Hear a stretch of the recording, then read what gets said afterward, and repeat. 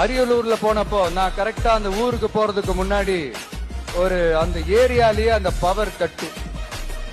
அப்புறம் நான் திருச்சிக்கு போய் நான் பேச ஆரம்பிச்சதுக்கு அப்புறம் அந்த ஸ்பீக்கருக்கு போற அந்த வயரு கட்டு. இல்ல நான் தெரியாம தான் கேக்குறேன் சிஎம் சார்.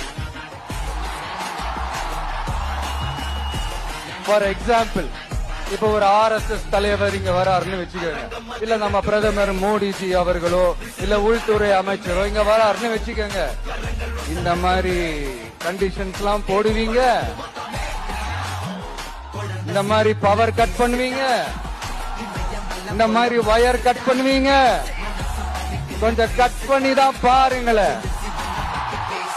முடியாதுல, பேஸ்மெண்ட் அதிரும்ல.